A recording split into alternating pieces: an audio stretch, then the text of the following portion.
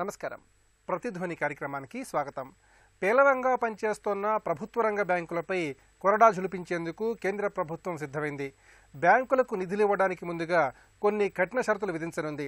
కొత్త నియామకాలు తగ్గించడం, నష్టాలు వస్తున్న శాఖల మూసివేత, వేతనేతర ఖర్చుల్లో పొదుపు, నిరర్థక ఆస్తుల తగ్గింపు వంటి షరతులు పెట్టి అవి పాటిస్తేనే నిధులు ఇవ్వాలని నిర్ణయించింది. కార్పొరేట్ సంస్థల రుణ బకాయిల వసూలుకు గట్టి చర్యలు తీసుకోవాలని కూడా బ్యాంకులను కేంద్ర ప్రభుత్వం ఆదేశించింది.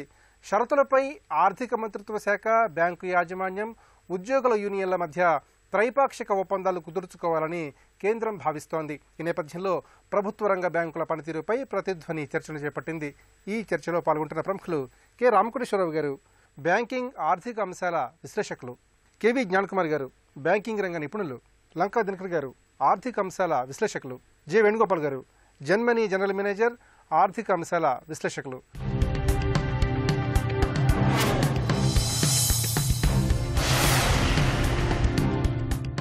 రామకోటేశ్వరరావు గారు, పేలవంగా పనిచేస్తున్న ప్రభుత్వ రంగ బ్యాంకులపై కొరడాను జులిపించేందుకు కేంద్ర ప్రభుత్వం రంగం సిద్ధం చేసింది.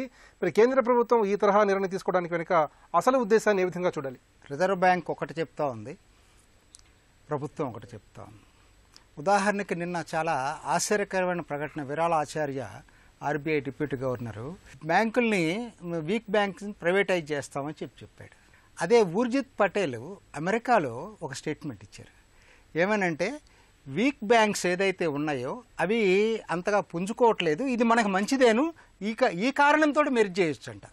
అసలు అది ఏమిటి? ఒక రిజర్వ్ బ్యాంక్ గవర్నరు వాళ్ళ సొంత బ్యాంకుల్ని అటువంటి అది వీక్ అయితే బాగున్ను అని చెప్పి పబ్లిక్ స్టేట్మెంట్ ఇవ్వటం అనేది నేను ఎక్కడ ఊహించుకోలేదు అసలు ఇంతవరకు. ప్రభుత్వం ఇదే పనిందా? జైట్లీ గారు ఇప్పుడు వ్యవసాయ పన్ను మీద వెంటనే క్లారిఫికేషన్ ఇచ్చారు.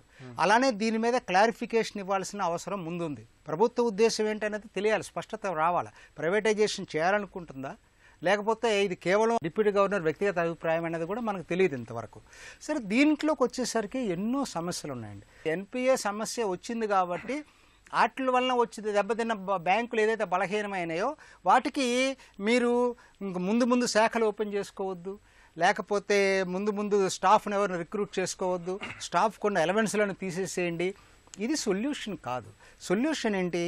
ప్రభుత్వం చేయాల్సింది, దేశం మొత్తం డిమాండ్ చేస్తూ ఉంది, అసలు ఎన్పిఎస్ దాని మీద వైట్ పేపర్ రిలీజ్ చేయండి ముందు. దాదాపుగా 6.5 లక్షల కోట్ల అడ్వాన్సులు ఎన్పిఎస్ అయిపోయినాయి అంటే దీనికి ఎన్నో కారణాలు ఉన్నాయి. ఉదాహరణకి ఇన్ఫ్రాస్ట్రక్చర్ రంగం తీసుకుందాం. ఇవాళ పెద్ద కంపెనీలు హైవేస్ నుంచి బయటకు వచ్చేసారు, అది మనుగడ సాగించలేక. ఎందుకని మనకున్న భూసేకరణ చట్టంలో అది తీసుకున్న ప్రాజెక్టు తర్వాత సంవత్సరానికి కూడా వాళ్ళకి ప్రాజెక్ట్ ఇచ్చే పరిస్థితులు లేవు.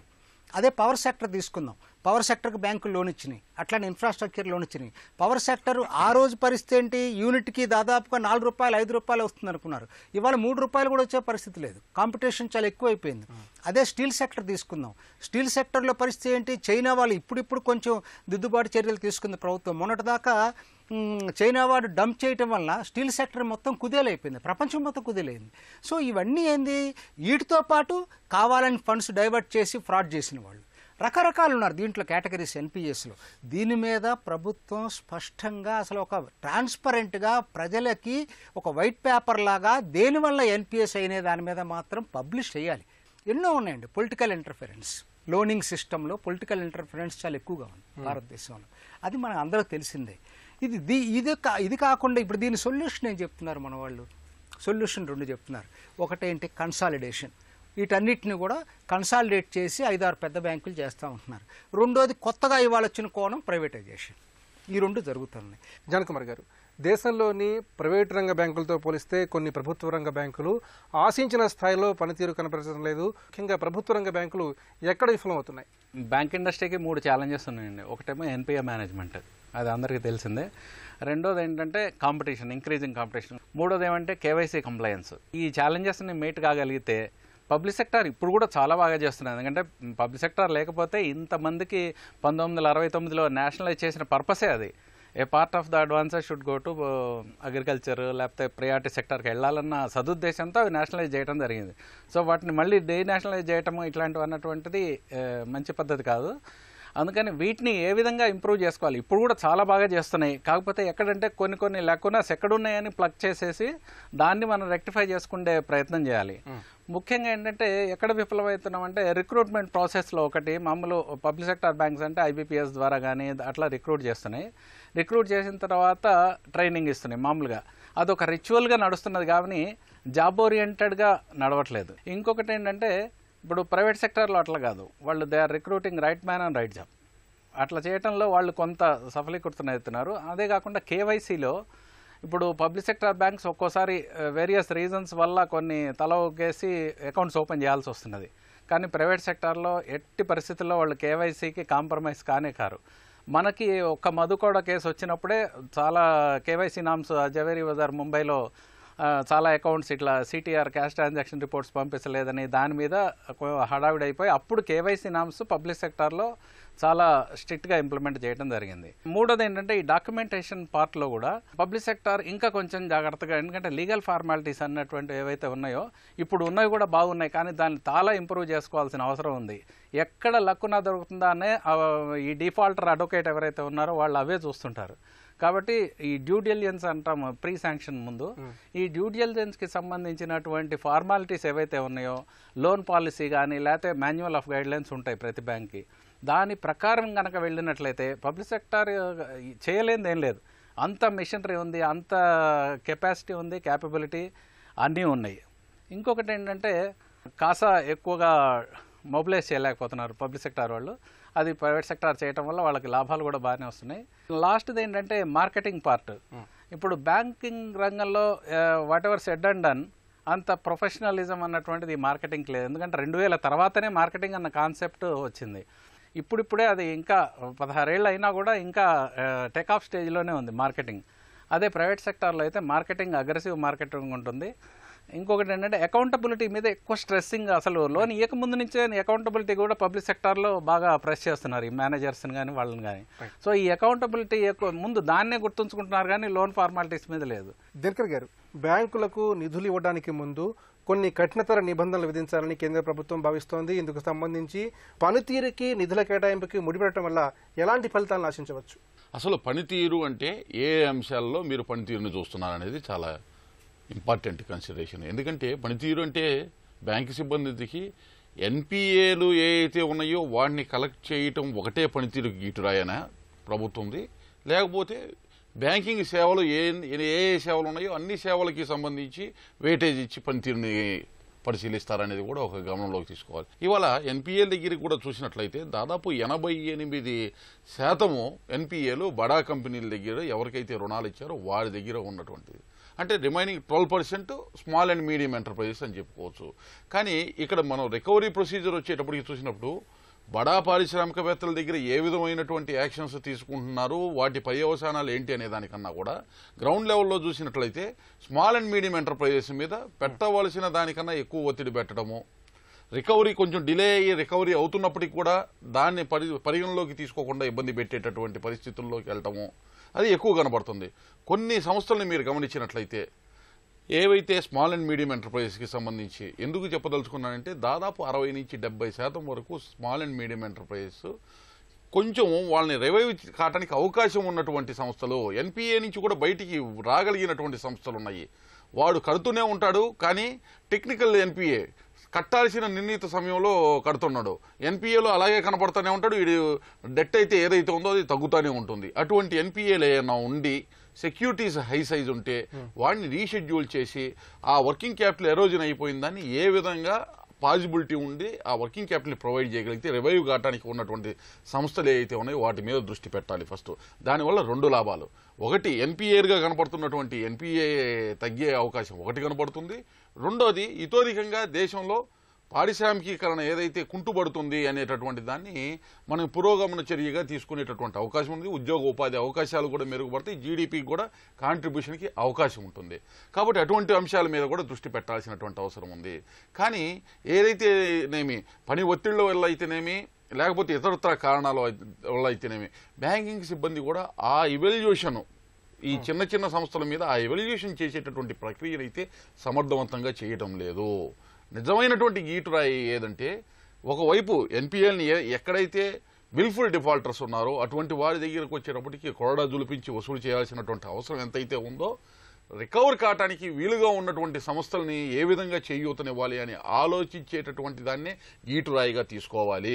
వేణుగోపాల్ గారు, బ్యాంకింగ్ వ్యవస్థలోని మొత్తం మొండి బకాయిల్లో 85% మేర ప్రభుత్వ రంగ బ్యాంకుల్లోనే ఉన్నాయి. మరి ప్రభుత్వ రంగ బ్యాంకుల్లో ఇంత స్థాయిలో మొండి బకాయిలు పెరిగిపోవడానికి ప్రధాన కారణాలని ఏ విధంగా క్షుణ్ణంగా చూడాలి? అంటే ముఖ్యంగా రెండు విషయాలు చెప్పుకోవాలి ఇక్కడ. ఒకటి ఏంటంటే కార్పొరేట్ యాంగిల్లో కనుక చూస్తే ఏంటంటే ముఖ్యంగా మన వాళ్ళు అంటే not only 2 states Telugu states నుంచే కాకుండా అక్రాస్ ఇండియా నుంచి చాలామంది కార్పొరేట్స్, దీంట్లో కొంతమంది జెన్యున్ ప్లేయర్స్ ఆర్ కొంతమంది కావాలని చెప్పేసి బిజినెస్ని పెట్టి పబ్లిక్ ఫండ్ని లూట్ చేసేవాళ్ళు. వీళ్ళు రకం ఏదైనా సరే, కార్పొరేట్ ఏదైనా సరే ఏంటంటే కార్పొరేట్ వ్యూలో చూసినప్పుడు ఏంటంటే ఒకటి టూ మచ్ డైవర్సిఫికేషన్కి వెళ్ళటం వల్ల, తర్వాత టూ మచ్ లెవరేజింగ్ తీసుకోవటం వల్ల, తర్వాత విపరీతమైన ఓవర్ హెడ్స్ ఉండటం వల్ల, తర్వాత ఒక మేనేజ్ చేసే పరిస్థితుల్లో మేనేజ్మెంట్ లేకపోవటం వల్ల, అంటే ఆర్గనైజేషన్ ఎప్పుడైతే డైవర్సిఫికేషన్ లివరేజ్ ఎప్పుడైతే వెళ్ళారో అప్పుడు. సో ఇట్లాంటి కారణాలు రియల్గా ఇబ్బంది పెడితే రెండు కావాలని చెప్పేసి పబ్లిక్ ఫండ్స్ అంటే డైవర్ట్ చేసి వేరే అదర్ యాక్టివిటీస్కో లేకపోతే పర్సనల్ వీటికో ఫండ్స్ డైవర్ట్ చేసి అట్లా కావాలని విల్ఫుల్ డిఫాల్ట్ అయిన కేసెస్ కొన్ని. సో కార్పొరేట్ యాంగిల్లో చూస్తే అలా ఉంది. రెండోది ఏంటంటే బ్యాంకింగ్ యాంగిల్ కానీ ఆర్బీఐ యాంగిల్లో కానీ చూస్తేనంటే మనం క్రెడిట్ అవైలబిలిటీ ఉన్నప్పటికీ క్రెడిట్ అనాలిసిస్ అనేది ఫెయిల్ అయ్యారు. ముఖ్యంగా ఏంటంటే లోన్ ఎప్పుడైతే వైల్ గివింగ్ లోన్ శాంక్షన్ చేసేటప్పుడే లోన్ శాంక్షనింగ్ చేసేటప్పుడు ఎలాంటి స్టెప్స్ తీసుకోవాలి, తర్వాత శాంక్షన్ చేసిన తర్వాత మానిటరింగ్ ఎలా, అంటే వాళ్ళు ఎప్పుడు ఎలా వాడుతున్నారు, ఆ ఫండ్స్ని ఎలా వాడుతున్నారు, ఇన్ టైంలో పే చేస్తున్నారా లేదా, చేయకపోతే ఏం చేయాలి అంటే ఒకటి అంటే క్రెడిట్ అనాలిసిస్ చేయడంలో థర్డ్ పార్టీ మీద డిపెండ్ అవడం వల్ల ఈ ఎన్పిఏలు బాగా పెరగడం ఒకటి జరిగింది. రెండు సరైన మానిటరింగ్ లేకపోవడం, శాంక్షనింగ్ అప్పుడు కానీ తర్వాత ఇచ్చిన తర్వాత కానీ మానిటరింగ్ లేకపోవడం వల్ల ఫెయిల్ అయింది. తర్వాత ఏంటంటే రెగ్యులర్ ఆడిట్స్ కానీ తర్వాత ఇన్స్పెక్షన్స్ కానీ కూడా లేకపోవడం, తర్వాత యాక్ట్స్ ఉన్నప్పటికీ సరిగ్గా స్ట్రింజెంట్ మెజర్స్ తీసుకుని వాటిని పకడ్బందీగా అమలు చేయడంలో కూడా కొంత నిర్లిప్తత దానివల్ల కావచ్చు. ఇట్లా అంటే ఇబ్బంది. ఇవి కాకుండా అంటే మెయిన్గా మనం ఎన్పిఎల్ అనగానే చాలా మంది మాట్లాడేది ఏంటంటే ఆర్థిక వ్యవస్థ లాస్ట్ 2 years సపోర్ట్ చేయలేదనేది. బట్ ఇది కాదు. ఆర్థిక వ్యవస్థ నిజంగానే 2008 ఫైనాన్షియల్ క్రైసిస్ తర్వాత గ్లోబల్ ఇంపాక్ట్ అనేది ఇండియా మీద కూడా ఉంది డెఫినెట్గా, అది కొంత ఎక్స్టెంట్ వరకే.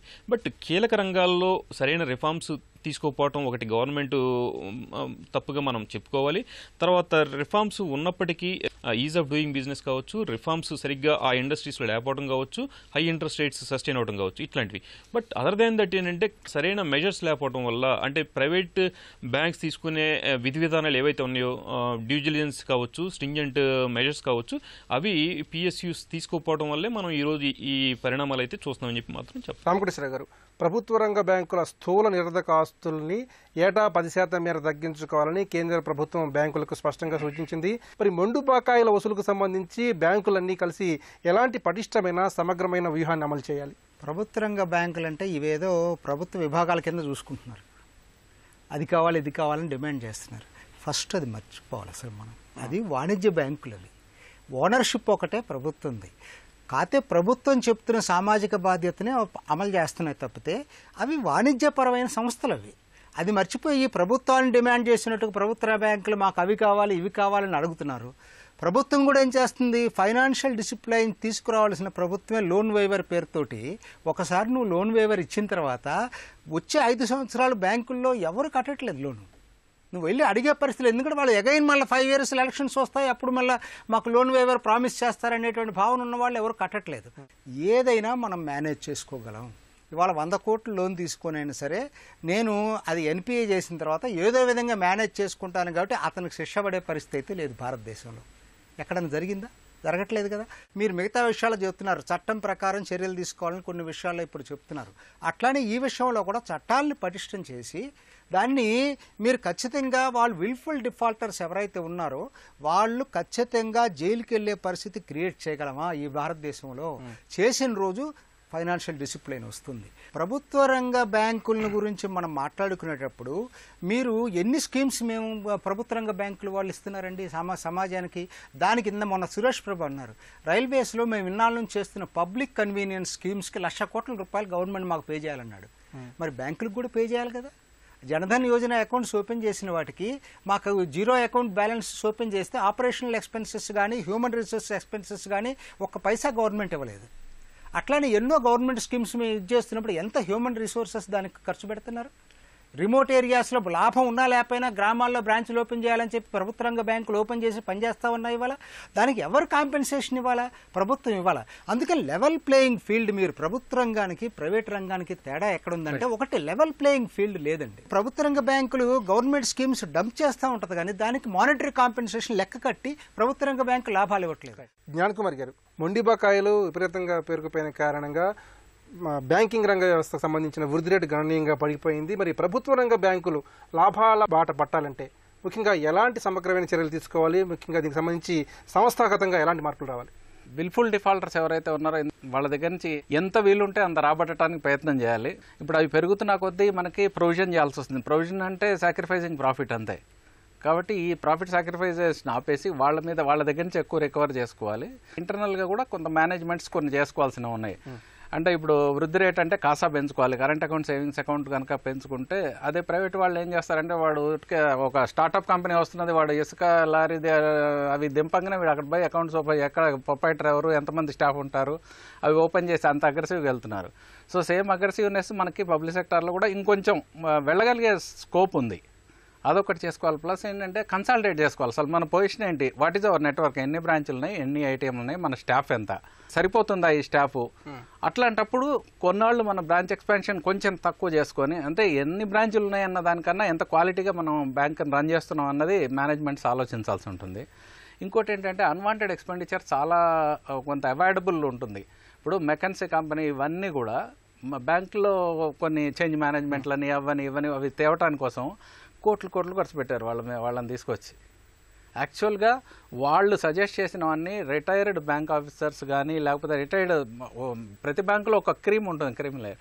సో వాళ్ళందరినీ తీసుకొని వాళ్ళతోటి సజెషన్స్ తీసుకొని ఒక ఫైన్ ట్యూనింగ్ కోసం అట్లా మెకన్స్ కానీ వాళ్ళకి ఇవ్వచ్చు. అంతేగాని వీళ్ళకంటే వాళ్ళకి ఎక్కువ తెలిసేదేం లేదు. ఎందుకంటే వీళ్ళు యాక్చువల్గా సైట్లో వర్క్లో చేసిన వాళ్ళు వీళ్ళందరూ ఇట్లా. ఎందుకంటే దానికి చాలా ప్రాఫిట్స్ ఎరోడ్ అయిపోతున్నాయి మనవి. సో అట్లాంటి అవుట్సోర్సింగ్ అన్నటువంటివి ఇట్లాంటివి తగ్గాలి. ఇంకోటి రికవరీ మీద ఎక్కువ ప్రాసెస్, ఎక్కువ స్ట్రెస్ చేసి ప్రతి ఎంప్లాయీకి ఇది మన జేబులోంచి ఇచ్చిన డబ్బు, వీళ్ళ దగ్గర నుంచి డిపాజిట్ తీసుకొని వీళ్ళకి లోన్స్ ఇచ్చాము కాబట్టి అందరి మైండ్స్లో ఇది ఇన్కల్కేట్ చేస్తే definitely everybody will participate for improvement of the profits. Dinakar గారు, ప్రభుత్వ రంగ బ్యాంకుల్లో 88% నిరర్ధక ఆస్తులు బడా కార్పొరేట్ సంస్థలనే ఉన్నాయి. మరి కార్పొరేట్ ఏకవేతదారులకు సంబంధించి ప్రభుత్వం ఎలాంటి కఠినమైన వైఖరి అవలంబించాలి? పవర్, ఇన్ఫ్రా, ఈ రెండు వ్యవస్థల్లో ఎక్కువగా మనకి నిరర్ధక ఆస్తులు బడా పారిశ్రామికవేత్తల్లో ఉన్నాయనేది సరే. వాటికి సంబంధించినటువంటి మార్కెట్ పరిస్థితులు కూడా అంత సానుకూలంగా లేవు. వాస్తవానికి దగ్గరగా కూడా ఆలోచించాలి. అయితే ఇక్కడ 3 కేటగిరీలుగా విభజించుకోవాల్సినటువంటి అవసరం ఉంది. కట్టేవారు, కొంత ఒత్తిడి చేస్తే కట్టేవారు, అసలు కట్టనివారు. కట్టేవారి దగ్గర నుంచి వచ్చేటప్పటికి ఎటువంటి ఇబ్బంది లేదు. కొంత ఒత్తిడి చేస్తే కట్టేవారు ఎవరైతే ఉన్నారో వారికి సంబంధించిన అంశాల్లో ఆయా శాఖల్లో ఉండేటటువంటి బ్యాంకు వారు ఏ విధమైన ఒత్తిడి ఎంతవరకు చేస్తే వాళ్ళు కడతారనేది కొంత అవగాహన ఉంటుంది కాబట్టి ఆ విధమైనటువంటి ప్రక్రియలో కొంత రికవరీ ప్రొసీజర్. అసలు కట్టనటువంటి వారి దగ్గరికి వచ్చేటప్పటికి వాళ్ళల్లో కూడా విల్ఫుల్ డిఫాల్టర్స్, అంటే కావాలని ఎగ్గొట్టి అవకాశం ఉండి కట్టడానికి అవకాశం ఉండి కూడా కట్టకుండా ఉండేటటువంటి వాళ్ళ దగ్గరికి వచ్చేటప్పటికి స్థిరమైనటువంటి నిర్ణయాలతోటి ముందుకు వెళ్లాల్సినటువంటి అవసరం ఉంది. అయితే ఎవరైతే పునరుద్ధరణ కాగలిగినటువంటి సంస్థలు ఏవైతే ఉన్నాయో కొంత వెసులుబాటు ఇస్తే అటువంటి వాటికి సంబంధించి రీస్ట్రక్చర్, వన్ టైం సెటిల్మెంట్లతో పాటు డెట్, అంటే కంపెనీకి ఏదైతే బ్యాంకు రుణంగా ఇస్తుందో దాన్ని కొంత పోర్షన్ అయినా ఈక్విటీ కింద మార్చి కొంత వెసులుబాటు ఆర్థికంగా ఇస్తే ఏమన్నా రివైవ్ కాగలుగుతుందా అనేటటువంటి ఎక్సైజ్ మటుకి చేయవలసినటువంటి అవసరం ఉంది. ఈక్విటీకి తర్వాత అది పునరుద్ధరణ కాబడిన తర్వాత సరైనటువంటి దిశలో నడుస్తున్నప్పుడు మళ్ళీ డెట్కి మార్చుకునేటటువంటి ఆ స్వాపింగ్, ఇంటర్చేంజింగ్కి కూడా అవకాశం ఉండేటటువంటి ప్రక్రియకి వెళ్లాల్సినటువంటి అవసరం ఉంది. వీటితో పాటు ఎవరైతే ఈ సంస్థలకి సంబంధించి అన్నెసరీగా ఉన్నటువంటి over heads, cost control, cost reduction techniques ద్వారా ఎక్కడెక్కడ అవసరమైన దగ్గర తగ్గించుకోవాలి అనేటువంటి సలహాలు, సూచనలు కూడా ఇవ్వాల్సినటువంటి అవసరం ఉంది. వాటితో పాటు ఇంట్రెస్ట్లు ఎవరికైతే మోయలేని భారంగా ఉన్నటువంటి వారికి ఏమన్నా వెసులుబాటు ఇవ్వడానికి అవకాశం ఉందా, ఆపరేషనల్ కాస్ట్ ఎక్కువ అవుతుంది, ఇబ్బంది పడుతున్నది అనేటటువంటి సంస్థల్ని రివైవ్ చేయడానికి ఏమన్నా ఊతం ఇచ్చేటటువంటి విధంగా ఉండేటటువంటి అంశాన్ని కూడా పరిగణలోకి తీసుకుని వడ్డీల్ని తగ్గించేటటువంటి అవకాశం ఉన్నదాన్ని కూడా వినియోగించాల్సినటువంటి అవసరం ఉంది. వేణుగోపాల్ గారు, బ్యాంకింగ్ వ్యవస్థను సంపూర్ణంగా ప్రక్షాళన చేయడానికి అటు కేంద్ర ప్రభుత్వం ఇటు రిజర్వ్ బ్యాంక్ ఆఫ్ ఇండియా ఎలాంటి పటిష్టమైన చర్యలు చేపట్టాలి?